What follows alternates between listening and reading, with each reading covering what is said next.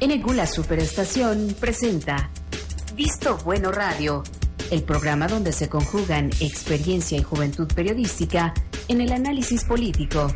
Bienvenidos, le invitamos a dar el Visto Bueno.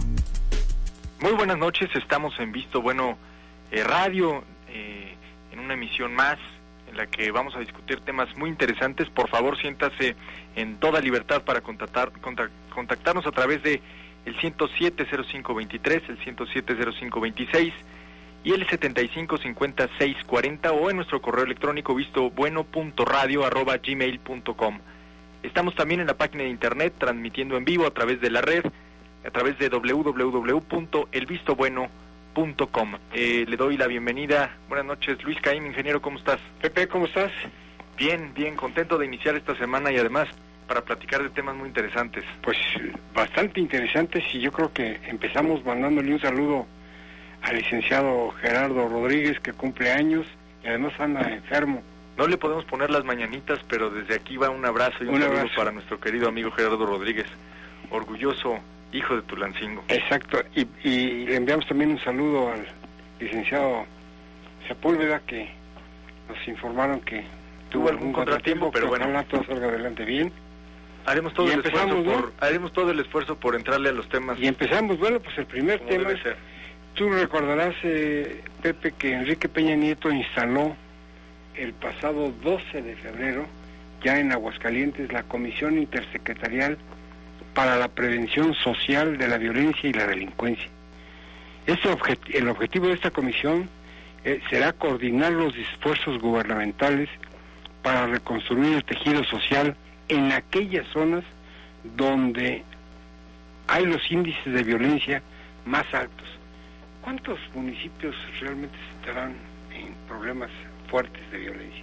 Bueno, el programa entiendo que abarca 100 municipios, aunque la violencia, en efecto, como tú bien dices, se ha focalizado en Sinaloa, en Guerrero, en Chihuahua, Morelos, en Tamaulipas y en Morelos. De hecho, Acapulco, Guerrero, es increíble, pero el puerto turístico más importante de este país es la segunda ciudad más violenta de América Latina, solo después de Caracas, para los que creen que el modelo de Chávez funciona.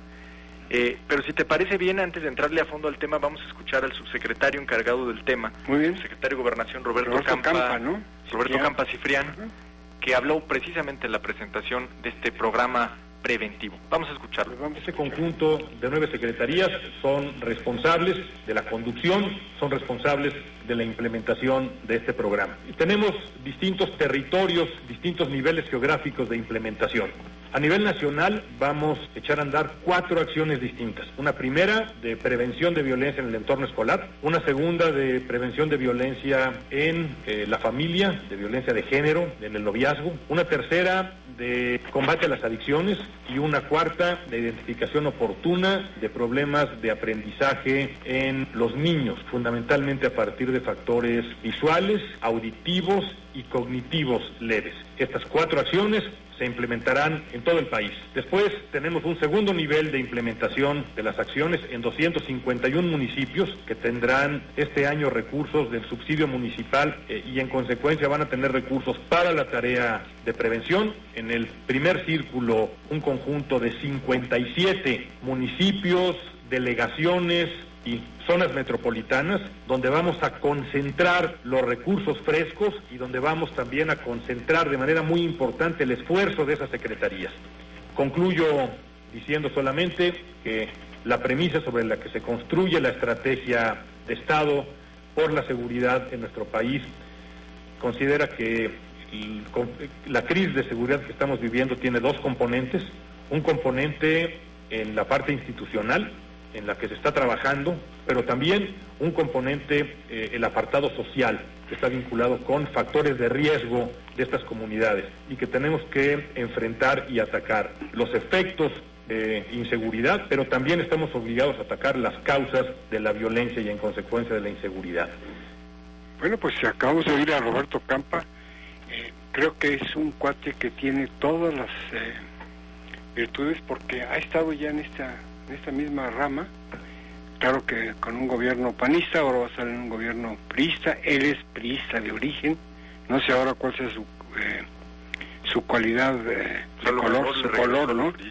Sí, pero sí me gustaría que habláramos un poco sobre lo que son la relación intersecretarial, es decir, qué hace la Secretaría de Gobernación en este Consejo, qué hace la Secretaría de Desarrollo Social, qué hace la Secretaría de Salud, qué pasa con la Secretaría de Educación Pública, y luego vamos a ver qué dice la Secretaría de Economía, la Secretaría de Trabajo y Previsión Social, la Secretaría de Comunicaciones y Transportes, la Secretaría de Desarrollo Agrario, Territorial y Urbano, y la Secretaría de Hacienda y Crédito Público. Pepe, tú comentabas hace unos minutos fuera del aire la diferencia entre lo que va a ser este proyecto y el del sexenio pasado. ¿En qué consiste? Porque al final, en los dos hubo violencia y todavía la violencia no se acaba. Claro, ni la violencia es monopolio de un gobierno o de un sexenio. Decía algo Roberto Campa que es muy interesante, y dice que este programa va a buscar atender las causas y no solo las consecuencias de la violencia. Si de algo se acusó al sexenio y al gobierno de Felipe Calderón, fue precisamente de atender solamente las consecuencias de la violencia, e incluso, dicen algunos, de exacerbarla a través de la acción del Estado. Desde que llegó, Así es. Lo que vamos a ver con este programa es un esfuerzo de coordinación. Tampoco se puede inventar el agua tibia en materia de seguridad.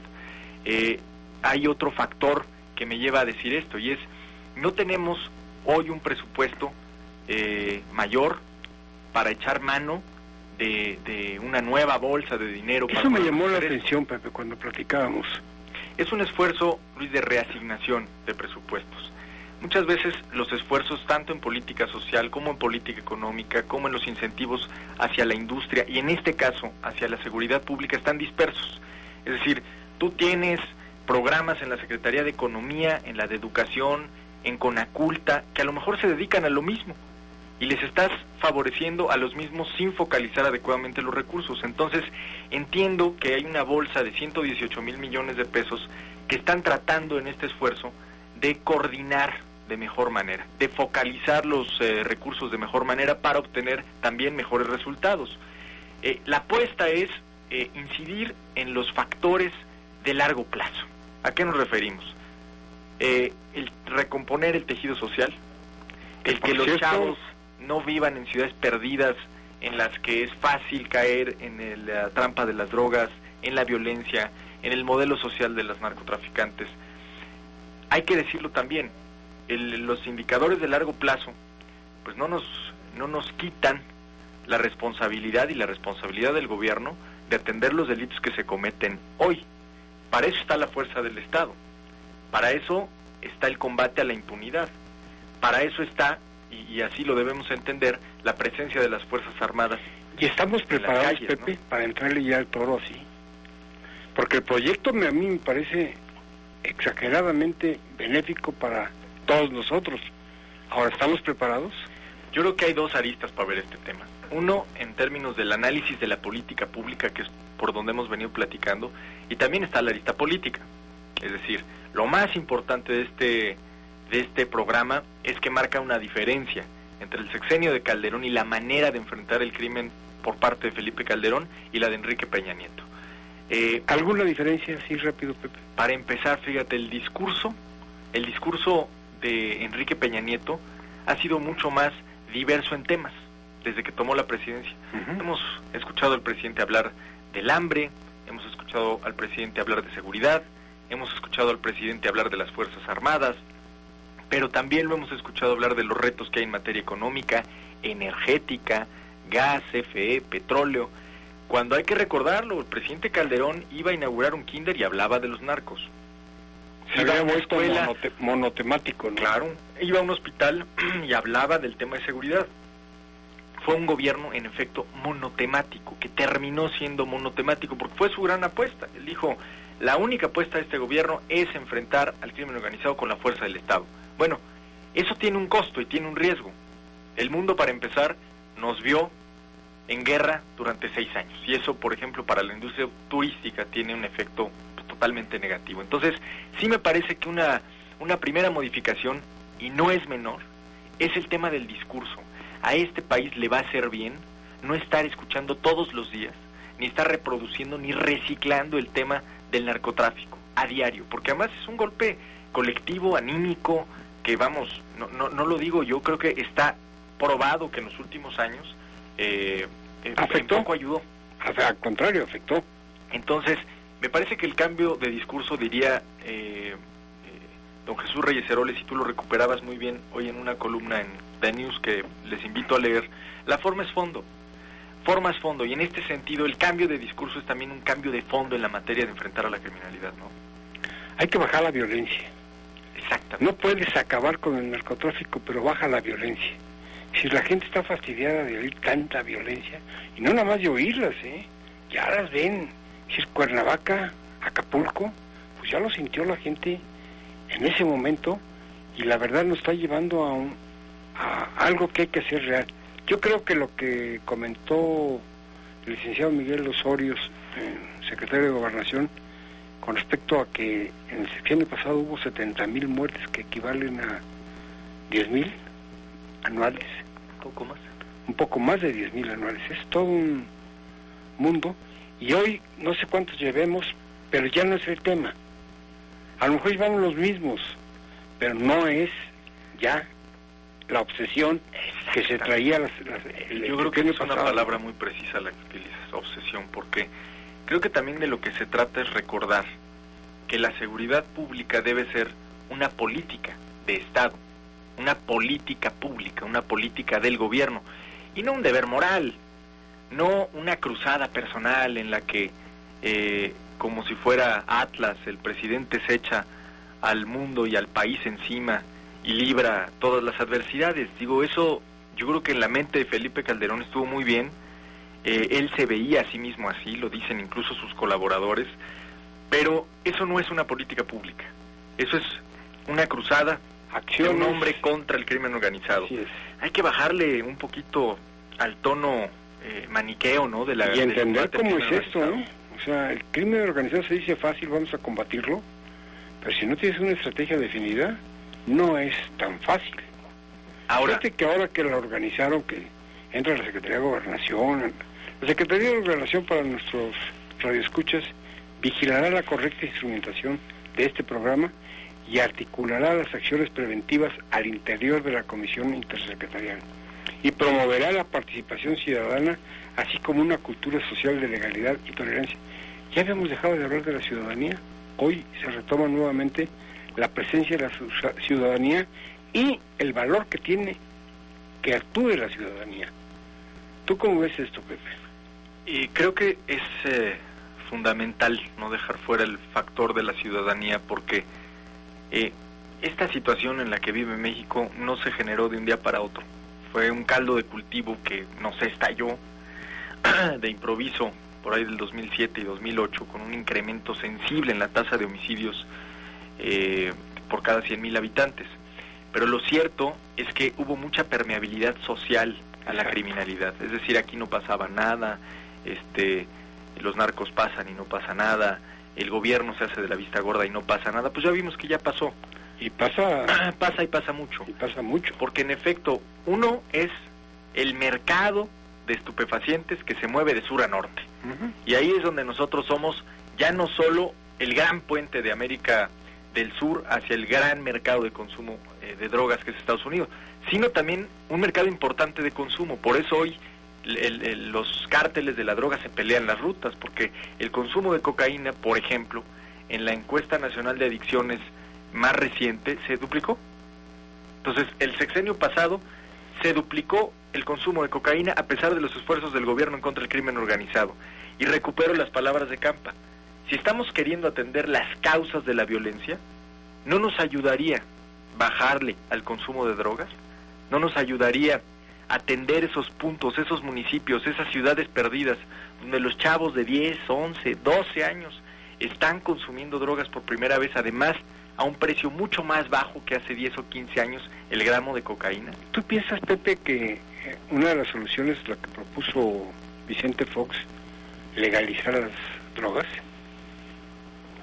Bueno, es todo un tema. Sí, todo legalizar o despenalizar algunas de las drogas, como propone Vicente Fox, a mi juicio tendría un enorme inconveniente, y es probablemente el precio, incidas en el precio que se paga por los estupefacientes. Y baja la utilidad de... Pero el gran problema, y como lo dijo con mucha precisión Gabriel Said en un artículo hace unos 2 años, el problema de fondo no es el consumo de drogas, porque podría ser cualquier otra sustancia, cuando el gran problema es cómo se vende y qué necesita hacer el que lo vende para garantizar tener esa ruta, esa plaza. Entonces, a lo mejor podrían traficar dulces o podrían traficar comida chatarra. El hecho es que van a rivalizar con el Estado, con la fuerza del Estado para poder venderlo. Entonces, eso es algo que no se resuelve despenalizando. La utilidad que te deja las drogas es infinitamente mayor que cualquier otro producto. Yo creo que lo que dice Fox, que no utilizó en su periodo, lo cual ya no tiene vigencia ahora, es atacar el mercado de la droga para que baje el precio. Pero él está viendo desde el punto de vista mercadeo. Claro. Y alrededor de las drogas es... Pero además, no solo el problema es económico. Es decir, no solo estamos hablando de una estructura económica. Estamos hablando de un problema de Estado de Derecho.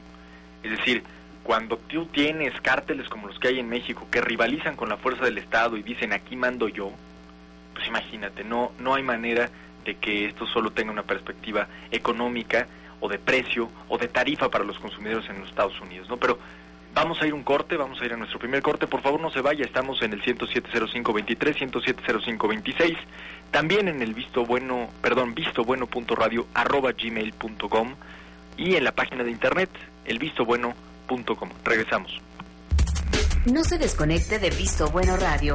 Hacemos un corte y regresamos. En Visto Bueno Radio.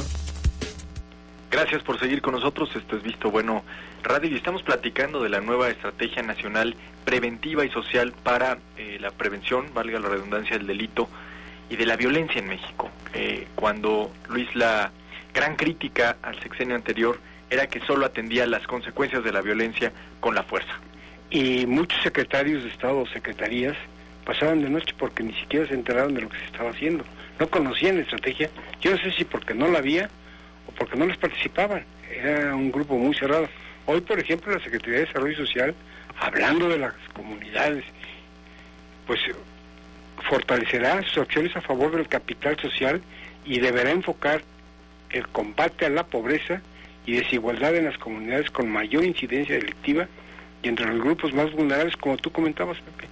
Ya se está enfocando a esos grupos vulnerables que no se les había tomado en cuenta. Hoy sí, y tenemos bastantes, ¿eh? Yo creo que tendríamos, para evaluar correctamente y en su debido momento esta estrategia, que respondernos qué genera la violencia. ¿Qué ha generado la violencia que ha vivido este país? Más violencia. La violencia la generan la descomposición social, la pérdida de valores, y no hablo de valores morales, hablo de valores éticos. Es decir, cuando un chavo de 15, 16 años prefiere ser un criminal que buscar otro futuro, porque además no ha conocido otra cosa, porque además encuentra que no hay más oportunidades en su casa, en su cuadra, en su colonia, que la del gandul, la del bandido que llega y le ofrece ser parte de una banda. Y de ahí en adelante todo es una universidad del crimen. A lo mejor pasa 2 o 3 veces por una cárcel, la primera antes de tener los 18, ahí hace contactos y aprende que después de robar un espejo de un coche o darle de robar un estéreo, pues puede pasar al secuestro, a ser sicario, al asesinato, con una eterna ventaja que creo que nos lleva al fondo del asunto, que es, en el 99% de los casos, no lo van a atrapar, no va a ser juzgado y no va a ser encarcelado. El problema de fondo ha sido la impunidad en este país, es decir, que quien comete esa todavía está ahí, tiene todas las estadísticas y la probabilidad de no ser atrapado. Entonces, acabamos de verlo así de sencillo con el alcoholímetro en la Ciudad de México, con este niño verde. Bueno, ese al menos es parejo, ¿no? Pero no parejo, ¿cuál? Si lo sacaron a las pocas horas, y mientras otras gentes se quedan ahí los tres... Pagó su amparo. Pagó, sí, pero Yo no sé, no entiendo, porque aquí también en Pachuca tenemos el problema grave de que los funcionarios, los influyentes, se van fácilmente, pasan el alcoholímetro, los dejan ir libres, con solo enseñar quiénes son. Qué grave, ¿no? Pues es que además en una ciudad donde una gran parte de la población es burócrata o tiene que ver con el gobierno, pues todo el mundo se siente influyente, ¿no? Sí, pero un borracho influyente, pues es un peligro de muerte. Totalmente. Lo cual me lleva a otro de los grandes problemas y que esta estrategia tendrá que combatir, que es la cultura de la legalidad. En este país, violar la ley es no solo una constante, sino es sumamente barato. Siempre hay manera de arreglar después de violar la ley el problema. Entonces, me parece que será fundamental que el gobierno de Peña haga algo que le faltó al gobierno Calderón, que es, fíjate qué ironía, la frase es de Manuel Gómez Morín, y vaya que les faltó a los panistas, que es barrer las escaleras de arriba hacia abajo. Claro. Lo que vimos en el sexenio anterior era cacería de brujas, eran montajes que ya han sido expuestos hasta por la Suprema Corte de la Unión, eran vendetas entre instituciones, era una competencia desleal entre el Ejército, la Marina, la PGR, la Policía Federal, cero coordinación, pero nunca vimos una autocrítica, nunca vimos al secretario de Seguridad Pública rindiendo cuentas sobre sus decisiones, pero sí vimos vendetas, por ejemplo, contra los generales que quisieron ser o suceder al general Galván. Con solo nada más rumores, Entonces, o declaraciones de testigos protegidos. Y el abuso de la figura del arraigo, que fue absolutamente violatorio de los derechos humanos. Entonces, me parece que será fundamental, si el presidente Peña le quiere entrar en serio al tema de seguridad pública y arreglar el problema de raíz, que empecemos a barrer las escaleras de arriba hacia abajo, porque difícilmente se le puede exigir a la ciudadanía cultura de la legalidad si el gobierno no da el ejemplo. Ahora, yo me pregunto, ¿cuántos escalones de esa escalera que tú mencionas van a ser barridos? Porque luego empiezan con 2 y empiezan de abajo para arriba, como tú bien dices, pero se quedan sin barrer, Tienen que empezar de arriba hacia abajo. Tienen que empezar de arriba hacia abajo y acabando de barrer toda la escalera. Así es. Porque luego se queda muy parcial, ¿no? Fíjate que la Secretaría de Salud también la Secretaría le tocará garantizar una atención médica oportuna en esas comunidades que tanto hablamos.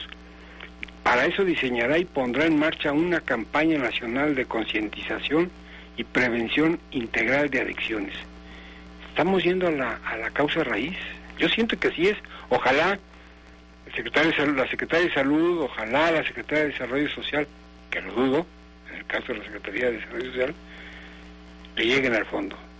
No están preparadas. La Secretaría de Desarrollo Social, Rosario Robles, yo no creo que esté preparada para poder llevar a la Secretaría de Desarrollo Social a fondo.